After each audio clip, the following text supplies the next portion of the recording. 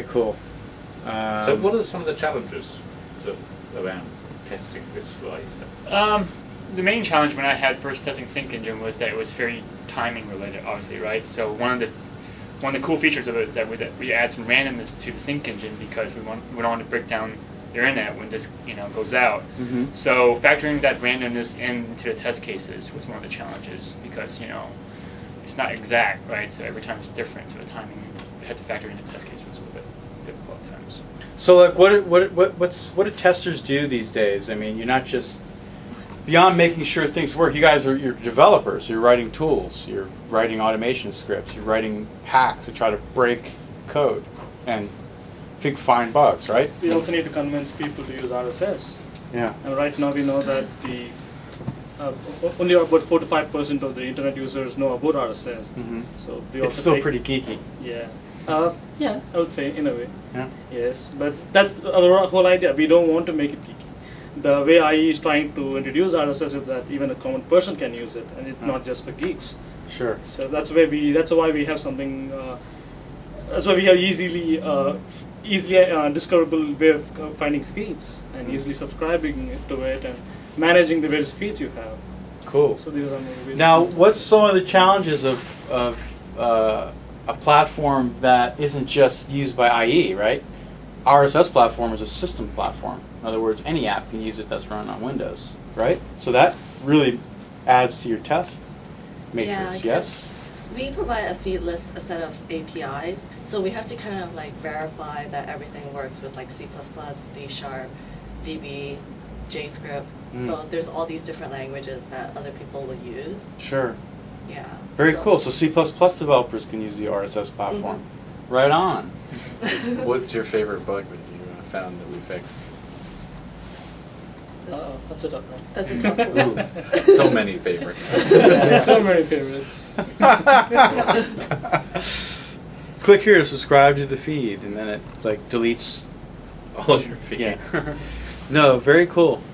So let's talk a little bit about like the feature set of this guy. Like what's the big deal with this RSS platform? Well, as Arvind said, our kind of mission is to make RSS accessible to the mainstream user. So, we took an approach with the design of the RSS feature set that there's a whole bunch of features we wouldn't do. We would focus on making sure that it felt natural, that it felt like part of the browsing experience. So, as an example, some aggregators take what we would call the three-pane view, where it essentially ends up looking and feeling like email.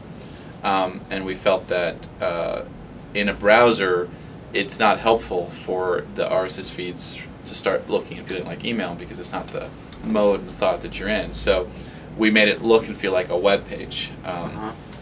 And we added some controls to the side where you can sort and filter and do things. And we do this all in the page.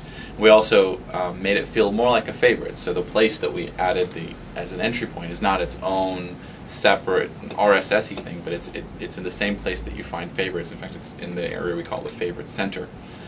So it looks and feels like a favorite, but sort of a favorite with more stuff. Like, for example, it'll tell you when content is updated. It has a single standard view. Stores archives. It archives the content over time. Thank you.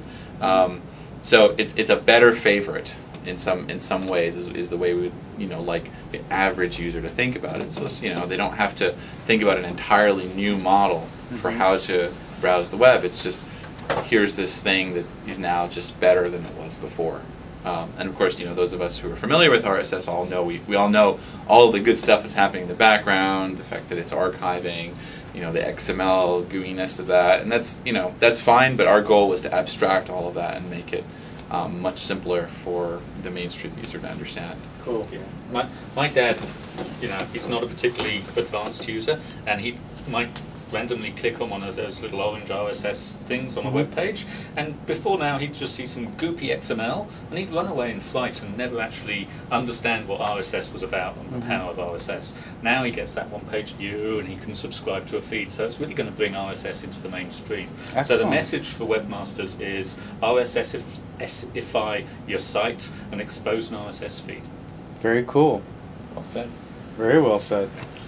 So RSSify. RSSify. So that was our goal from the end user point of view. And then, as Will talked about with the platform, we also said about saying, it's not just about us, right? We wanted to make it so that anybody, any application could get access to RSS content without having to write their own parse or their own sync engine, their own security. That's something we spent a lot of time on, and Arvin in particular is very familiar with the large amount of security work that we did to make sure that RSS feeds cannot be used as a new attack vector for the product. So we did a whole bunch of work that we would have had to do anyway to enable this in IE, and we said, well, let's make this available to any application. And one of the nice things about that is you can see people building RSS into products very, very easily. So two simple examples of that is the Windows Live Mail Desktop, which is the desktop mail client over Windows Live.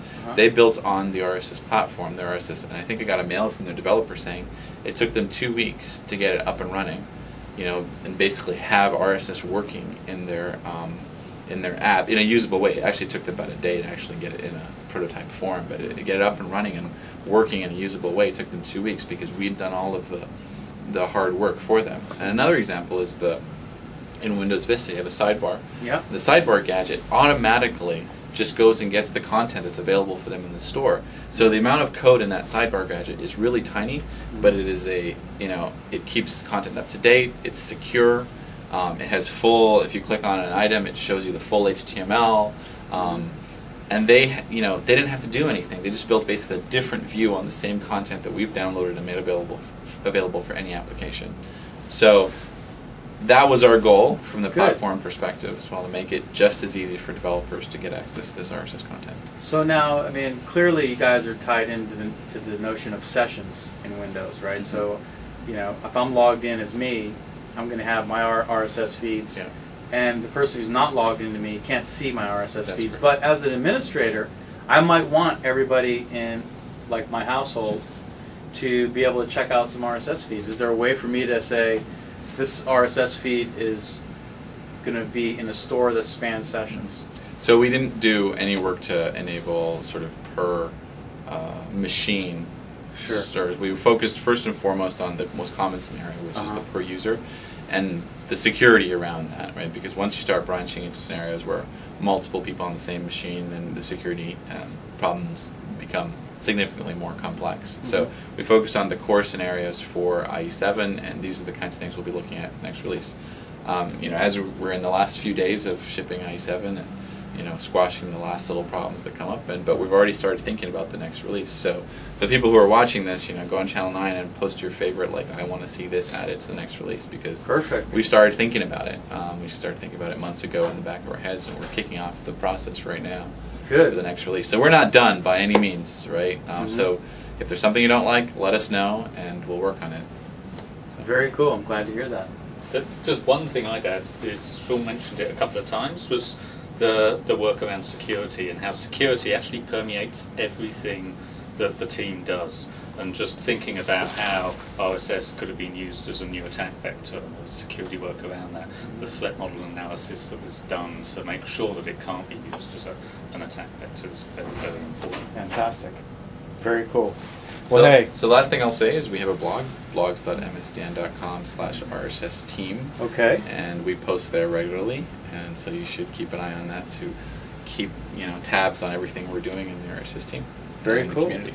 Go subscribe. Yeah, go subscribe in IE7. In IE7. Yeah. Well, we're actually going to release a video soon on Channel 9 where a couple interns you guys had over the summer wrote a pretty cool tool on top of the platform, and we're going to show them, and they're going to talk about it. Fabulous. They speak well of the platform. We paid them money. You paid them money. Well, they were interns. You don't pay interns. Well, I don't know. You'd know that. You're the senior guy here. I don't know. Okay. All right, guys. Great to meet you. Yeah. Are we ready to ship? Yes, we're ready to ship. Yeah? Let's go. Nice work, you guys. Nice to meet you. Nice.